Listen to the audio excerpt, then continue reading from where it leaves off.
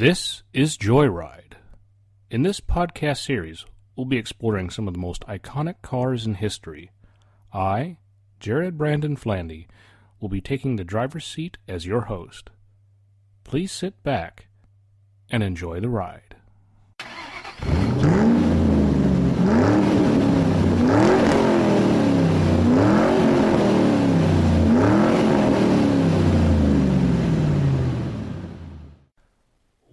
Well, welcome back to another episode of Joyride. Now, in the last episode, I did hint that the car for this story was going to be Italian, it was going to be built in the 60s as well, but most importantly, it was going to be mid-engined. Well, if you're thinking it's a Ferrari, well, I hate to tell you, it's not the case. If you did guess that it is the Lamborghini Miura, then yes, you are correct. Now, not everyone may agree with me on this, but in my personal opinion, the most beautiful car ever made is the Lamborghini Miura. And not only was it nice to look at, it was also exceptionally innovative for its time. It's even set the standard for the cars of its type to this day. With that said, I think we can start on the story for this episode. So sit back, and here we go.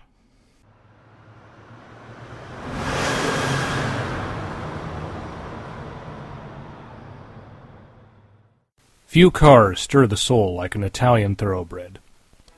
Italy has long been famous for car manufacturers such as Ferrari, Maserati, and Alfa Romeo. These companies have been able to create vehicles that set them apart from the other more conservative car makers of the world. However, there is one Italian manufacturer that has managed to set themselves apart from their own domestic competitors. If you've ever had a poster of a supercar on your wall, there's a good chance it's a Lamborghini. Lamborghini throughout their history has built some of the most innovative, ostentatious, and exciting cars in the automotive industry. Despite the Italian glamour of Lamborghini, the company has very humble beginnings. Ferruccio Lamborghini was the founder of the company. He was the son of a farmer and was born in 1916 outside of Bologna, Italy. Growing up on his father's farm, the young Signor Lamborghini became fascinated with the tractors his father used on the farm.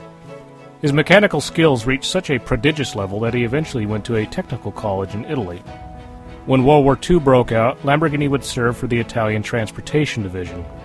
His abilities would become so well known he would even serve as a mechanic for the British military as a prisoner of war. When the war came to an end, Lamborghini would return to civilian life by converting military surplus vehicles into tractors. Lamborghini would take this to the next step when he would start building tractors of his own design in 1949. The humble farm boy would eventually become the great tractor magnate of Europe. As a result, Ferruccio Lamborghini would become a very wealthy man and now could indulge in certain hobbies. One of his passions was automobiles, and he began buying cars he could only have dreamed of owning not long ago. Lamborghini became a fan of Ferraris in particular. Ferrari was started by the former race driver and manager Enzo Ferrari. After the war, Enzo started building road cars just as a sideline in order to support his beloved racing team. These early road cars were fast and nice to look at, but overall were not very comfortable and even primitive to a certain degree. Ferruccio Lamborghini certainly held this opinion. When driving his Ferrari, he began having trouble operating the clutch, which he felt spoiled the driving experience of such a good car. As the legend goes, Ferruccio contacted the great Enzo requesting if he could make improvements to the clutch of his car. Ferrari was insulted by such a suggestion. Enzo basically told him that he would build the race cars, and Ferruccio should stick to building tractors. Lamborghini, to say the least, was livid. He returned to his tractor factory, fuming. He decided then and there that he would build a better sports car than Ferrari. Lamborghini was born the year of the Taurus, so the symbol of the company became a raging bull. Overall, this would prove to be one of those situations where two visionaries would have differing opinions about what their chosen creation should represent. Much like how Gates and Jobs in the future would have different ideas about what a personal computer should be, Ferrari and Lamborghini had different philosophies about what a sports car should be. Ferrari thought that high-performance automobiles only belonged on the racetrack and operated by experienced racing drivers only. Lamborghini thought that high-performance cars belonged on the road, so that any gentleman driver who wished to drive with such enthusiasm would finally have the opportunity to do so. The first prototype was the 350 GT. This car and the Lamborghini brand would be introduced at the Turin Auto Show in 1963. The 350 GT would be followed by other models over the next few years, including the 400 GT. But in 1966, arguably one of the most famous Lamborghinis ever made would debut. The Miura holds the honor of not just being a sports car, but is generally considered the world's first supercar. This was because of the groundbreaking innovation and audacity of the car. This youthful approach to its design is likely due to the fact that nearly every person on the development team was under the age of 25. The iconic styling was done by the design house of Bertone. Originally, the great designer, Giuseppe Giugiaro, would begin initial work on the Miura. Giugiaro would eventually also design cars such as the Volkswagen Golf and later the DeLorean. However, the Miura's shape would mostly be pinned by another great designer, Marcello Gandini. One of the attributes the young team was most proud of was when both the doors were open, the Miura would appear to have the horns of a bull, just like the company's mascot. The Miura was just not a pretty face, though. What was underneath mattered just as much as what covered it. For example, the car featured a 4-liter V12 engine. Even though this may sound impressive, it was the engine configuration that made the car the legend it is. The engine was transverse mounted with the transmission behind it. Ironically, such an aggressive car's configuration was inspired by the cheerful Mini Cooper. The placement of the engine is the car's real calling card, however. Race cars with a mid-engine design had been built before, but the Miura was the first road car to be mid-engined. Unlike a Porsche 911 with an engine in the back and behind the axle, the Miura's engine is closer to being in the center of the car and in front of the rear axle. Although this is very impractical for common use, the mid-engine configuration is best suited for performance cars because of the ideal distribution of weight. In 1967, only 111 Miuras would be produced, but for a car in this category, this would be considered a success. Like Michelangelo sculpting David, or Leonardo da Vinci painting the Mona Lisa, Lamborghini feels that each one of their cars is a work of art and deserves the best craftsmanship possible. Despite the car's innovations, it did have some design issues.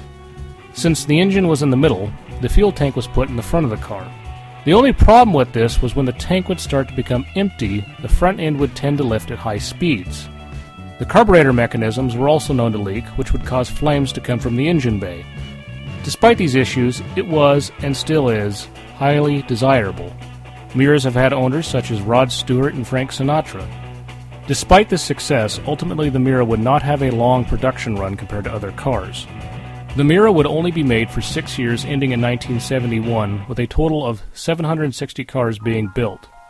To add to these woes, the founder began to experience a series of financial problems. In the early 70s, the tractor company began to struggle, forcing Lamborghini to sell his beloved car factory. He would eventually retire from public life to focus on taking care of his vineyard. He would sell his car business to a pair of Swiss investors, starting a phase of the company to be bought and sold multiple times. Even Chrysler owned Lamborghini at one point. However, the company has enjoyed a period of stability since it has been under the ownership of the Volkswagen Group since 1998. Even though the Miura would not be made for very long, its legacy has lived on. It has set the standard formula required of every supercar to this day. It's hard to imagine any Lamborghini, or a McLaren, or a Lotus supercar for that matter, not to be good-looking or mid-engined. I think it's safe to say that Ferruccio Lamborghini was able to build a better Ferrari than Ferrari.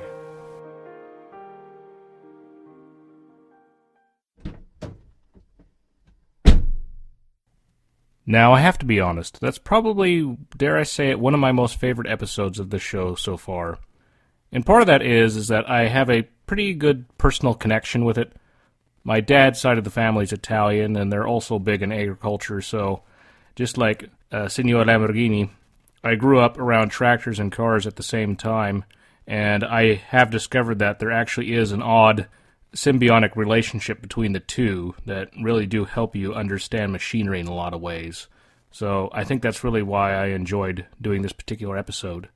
But as we're wrapping up on this one now, I have to give you a hint on what we're going to be talking about for the next one. Now, our next car will be a strange combination of both being American and Irish at the same time. It was built during the 1980s, which is a little bit of a switch-up for the show since we've been covering a lot of stuff built in the 60s. And also, it only came in one color alone. In addition, for this next episode, I will be having a guest on who is an expert in this particular car, so I'm really looking forward to what he has to say. So once again, I just want to remind everyone, please tell anyone you know who might like this podcast about it. Please share it any way you can so we can keep it going. With that said, that's all I have for you now, so stay tuned.